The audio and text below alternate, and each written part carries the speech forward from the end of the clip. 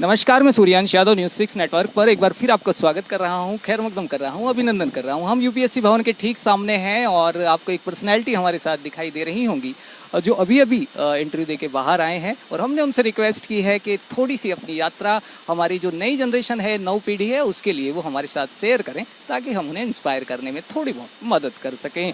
तो हम उन्हीं की गाड़ी में हैं और वहीं से कोशिश कर रहे हैं कि आप तक कोई संदेश दे पाएँ। सबसे पहले मैडम, कैसा रहा आपका इंटरव्यू और आपका परिचय?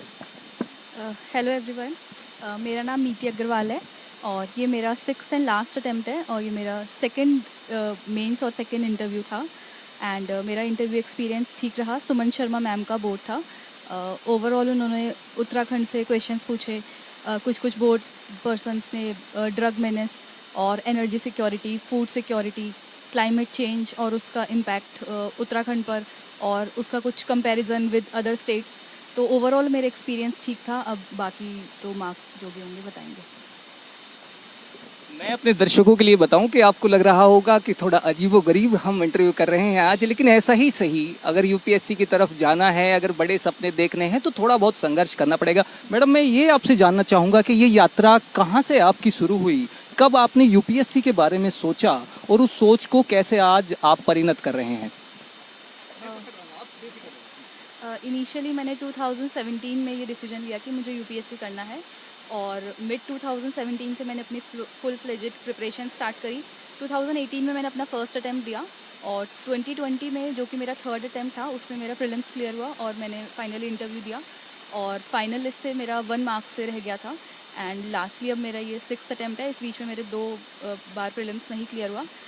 सो मेरा जो एक्सपीरियंस रहा है वो यही है कि हमें यूपीएससी जो सिखाता है कि हमें अनप्रिडिक्टेबिलिटी और अनसर्टेनिटी को एम्ब्रेस करना है। जो हमारा काम है हमें वो करते रहना है और कुछ भी रिजल्ट्स के बारे में, आई नो कि ये कहना आसान है बट करना मुश्किल है।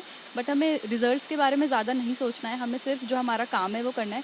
बाकी चीज़ें तो टाइम के अकॉर्डिंग हो ही जाएंगी। मैं ये पूछ सकता हूँ आपसे कि ये यात्रा जो रही है, इसमें कौन सा वो चेहरा है या कौन से वो चेहरे हैं जिन्होंने सबसे ज़्यादा आपको इंस्पायर किया, जिन्होंने कहा कि तुम आगे बढ़ो, हर मुश्किल में हम तुम्हारे साथ हैं?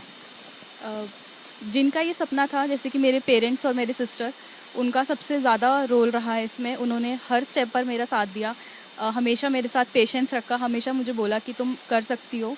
और बाकी मेरे जितने भी फैमिली मेम्बर्स हैं, मेरे जो फ्रेंड्स हैं, और अब तो आई विल से कि ये कम्युनिटी बहुत ज़्यादा एक्सटेंड हो गई है, क्योंकि मेरे अराउंड जितने भी लोग हैं वो सभी चाहते हैं कि इस बार सिलेक्शन हो।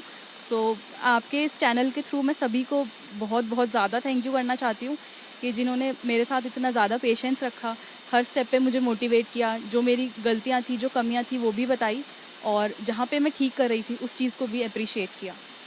आप तो देवभूमि उत्तराखंड से आते हैं। अगर मैं ये सवाल कर सकूं कि कोई ऐसी बात, हालांकि उत्तराखंड के बारे में हम कितना ही जानते हैं, समझते हैं, जो आपको लगता हो कि देवभूमि उत्तराखंड को ये विशेष बना ही देती है? जैसे कि हमारे प्रधानमंत्री ने बोला है कि Uttarakhand is the land of divinity and development. So इस चीज़ को ही मैं लेके चलती हूँ कि जहाँ पर ट्रेडिशन और मॉडर्निटी का एक बहुत ही अनोखा संगम है। सो यही चीज़ है जो उत्तराखंड को अलग बनाती है। अच्छा, आपका ये जो अटेम्प्ट था उसके बारे में आपने हमें बताया। प्रीलिम्स के लिए जब आप जा रहे थे तो कौन सी वो बातें हैं, कौन से वो पॉइंट्स हैं जो बहुत आपने ध्यान रखे, या एक जो नए आने वाले समय में एस्पिरेंट्स होंगे उन्हें ध्यान रखने चाहिए? फर्स्टली मैं ये कहना चाहूँगी कि जो प्रिपरेशन है वो हमें 2 चीज़ों में डिवाइड करनी है कि एक तो हम कैसे प्रिपेयर कर रहे हैं और दूसरा कैसे हम परफॉर्म कर रहे हैं। तो बाकी अटेम्प्ट्स में मेरी प्रिपरेशन ठीक थी बट मैं परफॉर्म सही नहीं कर पा रही थी क्योंकि मेरी स्लीप वेक साइकिल डिस्टर्ब थी। मैं एग्ज़ाम में ज़्यादा स्ट्रेस ले लेती थी, आउटकम्स के बारे में ज़्यादा सोचती थी। तो इस बार मैंने यही ट्राई किया कि प्रिपरेशन के साथ साथ मेरी परफॉर्मेंस भी बेटर हो और उसके लिए मैंने अपनी स्लीप वेक साइकिल ठीक करी, बाकी जो चीज़ें थी वो ध्यान में रखी। और नए एस्पिरेंट्स को मैं सिर्फ यही कहूँगी कि stick to the basic resources. Prelims की कट ऑफ 100% कभी नहीं होती है, तो जितना आपको बेयर मिनिमम करना है आप वो कवर कीजिए। बाकी एग्जामिनेशन हॉल में अपना काम कभी भी लूज़ मत कीजिए। जो क्वेश्चंस आपको आते हैं वो इंश्योर कीजिए कि आप सही करें, सिली मिस्टेक्स अवॉइड करें और लास्टली भगवान पे भरोसा रखें, क्योंकि यूपीएससी जर्नी कैसी है कि जहाँ पे आपको टाइम की वैल्यू भी रियलाइज़ हो जाएगी और टाइम आपको अपनी वैल्यू भी रियलाइज़ करा देगा। प्रीलिम्स के बाद मैं ज़रूर मेंस पे आऊँगा, लेकिन उससे पहले मैं एक सवाल कर लेता हूँ कि आपने नींद की बात की, आपने स्लीप की बात की, और कहीं ना कहीं जो चीज़ें आपको परेशान कर रही थी उनके बारे में आपने बात की। बच्चों का ये सवाल रहता है कि जो यूपीएससी टॉपर्स होते हैं, जो यूपीएससी के लिए कहीं ना कहीं सफलताओं की नई गाथा लिख रहे होते हैं, वो कितने घंटे पढ़ लेते हैं? देखिए, ये मैं कहूँगी कि बहुत ज़्यादा सब्जेक्टिव चीज़ है। इसमें हमारी क्वालिटी और क्वांटिटी सबसे सबसे बहुत ज़्यादा डिफ़र करती है। तो ये आपको अपना एक देखना होगा कि आपकी क्या स्ट्रेंथ है, क्या वीकनेसेस हैं, कौन सी ऐसी चीज़ें जो आपकी परफॉर्मेंस को बूस्ट करती हैं, कौन सी ऐसी चीज़ें जो आपकी परफॉर्मेंस को डाउन करती हैं। सो आपको एक अपनी ही एक स्ट्रैटेजी बनानी पड़ेगी, तो वो सबकी एक डिफरेंट अप्रोच है। अगर मैं ये कहूँ कि आप सबसे अलग हैं, आप सबसे जुदा हैं, तो ऐसी कोई आदत, ऐसी कोई बात जो आपको डिफरेंट बनाती है बाकियों से? एज सच तो मैं कुछ ऐसा नहीं लगता है कि कुछ अलग है, बट हाँ, कुछ कुछ हैबिट्स हैं जो आई थिंक सभी में होनी चाहिए, और स्पेशली यूपीएससी एस्पिरेंट में। वो है फर्स्टली टाइम मैनेजमेंट, और दूसरी चीज़ प्रायोरिटाइजिंग द थिंग्स, कि जो चीज़ें ज़रूरी हैं अभी सिर्फ हम वही करें। ये चाहे हमारे काम के विषय में हो या फिर जो हमारे थॉट्स हैं, कि अभी जो हम जो काम कर रहे हैं, हमें उसी से रिलेटेड थॉट्स आने चाहिए, और बाकी थॉट्स को हम ठीक है थोड़ा सा कंट्रोल तो कर ही सकते हैं। अच्छा, आप इंटरव्यू देने गए और होता है कि आप चाहे कितने भी समृद्ध हों मानसिक रूप से, लेकिन एक डर, एक आशंका वो रहती है मन में। तो जब आप जा रहे थे, आपकी मानसिक स्थिति के बारे में, और जब आप वापस आए उसके बारे में थोड़ा बताओ। जाते हुए तो नेचुरली काफ़ी डर था ही कि अच्छे से एंटर हो जाएं, फिर सेटल होके जो उनके क्वेश्चंस हैं वो कामली एंड लॉजिकली हम बोल पाएँ। और आते हुए थोड़ा सा ये हो गया है अब कि कुछ कुछ क्वेश्चंस में बेटर कर सकते थे, बट आई थिंक ये सबके साथ ही है, जो ये मिक्स्ड फीलिंग्स हैं और जो ये एक्सपीरियंस है वो सबका आई थिंक सेम ही रहता है। कोई सवाल आपको याद आ रहा है जो लगा कि यस, ये तो मेरे लिए ही बना था और मेरे से ही पूछा जाना था? कुछ कुछ सिचुएशन बेस्ड क्वेश्चंस, जैसे एक बोर्ड पर्सन ने क्वेश्चन पूछा कि अगर आप उत्तराखंड और तमिलनाडु को रेट करना चाहेंगे क्लाइमेट चेंज पर, तो आप कैसे करेंगे, और अगर हम फंड्स एलोकेट करेंगे दोनों स्टेट्स को, तो हम वो कैसे डिसाइड करेंगे। तो ये क्वेश्चन मुझे थोड़ा लॉजिकल लगा और ओपिनियन बेस्ड के, जिसमें हम अपने रैशनल एक्सपीरियंसेस बता सकते हैं। डेफ से सवाल हुए आपके? हाँ, डेफ से, जैसे कि मेरे स्टेट से क्वेश्चन पूछा गया, और कुछ कुछ फिजियोथेरेपी रिलेटेड टेक्निकल क्वेश्चंस थे। क्या मैं आपका एजुकेशनल बैकग्राउंड जान सकता हूँ? मैंने बैचलर इन फिजियोथेरेपी करी हुई है, तो उसी से कुछ क्वेश्चंस थे। अच्छा, मैं ये जानना चाहूँगा, जब आप मेंस के लिए जा रहे थे तो जैसा मैंने कहा, प्रीलिम्स निकल जाने के बाद मेंस कई तरह की योग्यताओं को विशेष रूप से आपसे मांगता है। आपने किन चीज़ों पर ध्यान रखा और कैसे आप ये यात्रा लगभग बहुत बेहतरीन तरीके से समाप्त कर रहे हैं? अ, पहली बात तो कि क्वेश्चन में जो पूछा गया है, हमें सिर्फ उसी का आंसर करना है, वो नहीं बताना है कि जो हमें आता है। जो क्वेश्चन में पूछा गया, क्वेश्चन की डिमांड को हमें कंप्लीट करना है। दूसरी बात टाइम मैनेजमेंट। तीसरी बात हमें अपना फिज़िकल और मेंटल हेल्थ सही रखनी है, क्योंकि मेंस बहुत ज़्यादा टायरिंग प्रोसेस है, तो हमें इस चीज़ का भी ध्यान रखना है।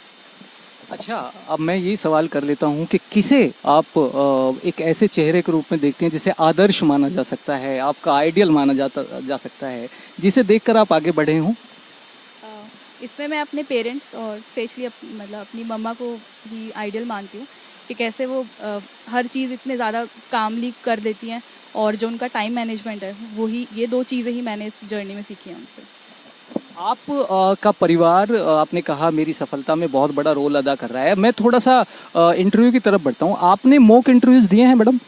हाँ जी, मैंने 6 ऑफलाइन मॉक इंटरव्यूज़ दिए और बाकी ऑनलाइन। तो जब आप मॉक इंटरव्यूज़ देते हैं और जब आप रियल इंटरव्यू में बैठ रहे होते हैं, क्योंकि दोनों ही एक्सपीरियंस इस समय आपके साथ हैं, तो उनमें दोनों में आप अगर डिफ्रेंशिएट करना चाहें? मॉक इंटरव्यूज़ में भी हम स्ट्रेस्ड होते हैं, बट हमें इतना पता होता है कि ठीक है, अगर यहाँ हमने थोड़ा बेकार भी परफॉर्म कर दिया तो ओवरऑल इतना फ़र्क नहीं पड़ेगा। बट जो रियल इंटरव्यू है उसमें हम स्ट्रेस्ड होते हैं कि हमें अपने आंसर्स भी ठीक देना, क्योंकि हमें पता है कि ये लॉन्ग टर्म इम्पैक्ट करेगा। तो इन चीज़ों का है। बाकी जो सेम रहता है वो यही है कि हम हमेशा अपनी परफॉर्मेंस को अच्छा रखना चाहते हैं दोनों ही केसेस में। कोचिंग किए हैं आप? हाँ, मैंने ऑफलाइन कोचिंग ली थी सोशियोलॉजी के लिए, जो मेरा ऑप्शनल है। कितनी सहायक है कोचिंग आपके अनुसार? मैं ये कहूँगी कि ये डिपेंड करता है कि आपका एकेडमिक बैकग्राउंड क्या है। आप सेल्फ स्टडी खुद कर सकते हैं, नहीं कर सकते हैं, और तीसरी चीज़, आपके पास अभी कितना टाइम है। तो कुछ लोगों को लगता है कि अगर उनके पास कम टाइम है तो कोचिंग से उनकी प्रिपरेशन बेटर सिंक्रोनाइज हो जाएगी। तो इन तीनों चीज़ों का फ़र्क पड़ता है कोचिंग से और सेल्फ स्टडी पे। यूपीएससी की तैयारी ने कितना जगाया है आपको, कितनी नींद हराम की है अगर मैं यूं कह पाऊँ? नींद तो बहुत ज़्यादा हराम हुई है यूपीएससी से, बट हाँ बहुत सारी चीज़ें ऐसी हैं कि जो इस प्रिपरेशन के बिना आई थिंक वो कभी भी नहीं डेवलप हो पाती। जैसे अभी मैं आपके आगे बोल ही रही हूँ ये सारी बातें, मैं इतनी कॉन्फिडेंट कभी भी नहीं थी कि मैं 5 मेंबर्स के आगे जाकर 2 बार वो भी इंटरव्यू दे पाऊँ। तो जो जर्नी है उससे जो हम बन रहे हैं वो तो एक अलग ही है, जो हमें मिल रहा है वो अलग ही है, बट आई थिंक जो पर्सनल लेवल पे जो हमारी डेवलपमेंट है वो मैचलेस है, और यही चीज़ है जो एस्पिरेंट्स को आगे मूव करानी चाहिए। अगर मैं अंत में आपसे ये पूछ पाऊँ कि जो आने वाले समय में बच्चे यूपीएससी के लिए जा रहे होंगे, उन्हें आप कोई अपना मूल मंत्र 2-3 स्टेप्स में अगर देना चाहें? पहली बात तो सेल्फ बिलीफ, अगर आपने ये प्रिपरेशन स्टार्ट करी है तो कुछ ना कुछ सेल्फ बिलीफ होगा, तो चाहे अगर 1% भी है तो उसी को आप बहुत बड़ा करके आगे बढ़ते रहिए। दूसरी चीज़ टाइम मैनेजमेंट और प्रायोरिटाइजिंग द थिंग्स, और तीसरी चीज़ मेहनत से कभी मत डरिए, आज नहीं तो कल मेहनत ज़रूर सफल होती है। आपने हमसे बात की और मैं अपने दर्शकों से दोबारा खेद प्रकट कर रहा हूँ। परिस्थितियाँ ऐसी थीं कि हमें इस तरह इंटरव्यू करना पड़ा मैडम का, और अच्छा लगा होगा आपको। आने वाले समय में आप बहुत अच्छा करें, हम जो सहायता कर सकते हैं वो करने के लिए आतुर हैं। मैडम, आपने बात की, समय निकाला हमसे, और मैं उम्मीद करूँगा, हम ये विश्वास जता रहे हैं, शुभकामनाएं दे रहे हैं कि आपकी रैंक बहुत अच्छी आएगी। एक बार फिर न्यूज़ 6 नेटवर्क पर आप ऑनलाइन लाइव आएंगे। अभी के लिए बहुत शुभकामनाएं। Thank you so